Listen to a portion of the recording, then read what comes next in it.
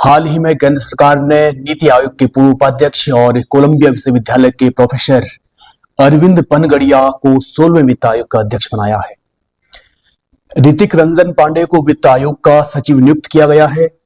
16वां वित्त आयोग 31 अक्टूबर 2025 तक अपनी रिपोर्ट देगा और इसकी सिफारिशें 2026 से लेकर के 2031 तक लागू होंगी, यानी 5 साल तक इसकी सिफारिशें लागू होंगी। तो चलिए थोड़ा वित्त आयोग के बारे में जान लेते हैं। वित्त आयोग एक संवैधानिक संस्था है और इसको अनुच्छेद 280 के तहत गठित किया जाता है। इसकी नियुक्ति राष्ट्रपति के द्वारा की जाती है।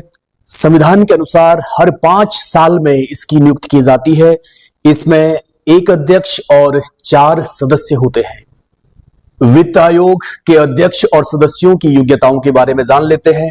वित्त आयोग के सदस्यों की योग्यताओं का निर्धारण संसद के द्वारा किया जाता है। इनकी योग्यताएं संसद द्वारा वित्त आयोग विविध प्रावधान अधिनियम 1951 के द्वारा निर्धारित की गई है।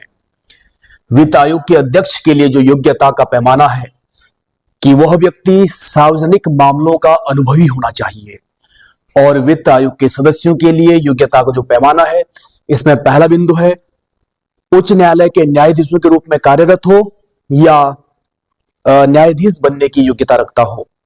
दूसरा बिंदु सरकारी वित्त या खातों का ज्ञान रखता हो। तीसरा बिंदु प्रशासन और वित्तीय विशेषज्ञता में अनुभव हो, और चौथा बिंदु है अर्थशास्त्र का विशेष ज्ञान हो। वित्त आयोग के अध्यक्ष और सदस्यों के जो वेतन और भत्ते हैं वो राष्ट्रपति के द्वारा निर्धारित किए जाते हैं। वित्त आयोग सहकारी संघवाद, वित्तीय संघवाद को बढ़ावा देने का एक महत्वपूर्ण आयोग है, महत्वपूर्ण संस्था है। इसका मुख्य कार्य केंद्र और राज्यों के वित्त की स्थिति का मूल्यांकन करना, उनके बीच करों के वितरण को निर्धारित करने वाले सिद्धांतों को निर्धारित करना और केंद्र और राज्यों के बीच राजस्व के बंटवारे की सिफारिश करना है। वित्त आयोग अपनी सिफारिशें राष्ट्रपति को सौंपता है। इससे पूर्व 15 वित्त आयोगों की नियुक्ति की जा चुकी है। प्रथम वित्त आयोग 1951 में गठित किया गया था, जिसकी सिफारिशें 1952 से 57 तक लागू रही। इसके अध्यक्ष केसी नियोगी थे। दूसरा वित्त आयोग 1956 में गठित किया गया था। इसकी सिफारिशें 1952 से लेकर 1962 तक रही और इसके अध्यक्ष के संतानम थे। 14वें वित्त आयोग 2013 में गठित किया गया था।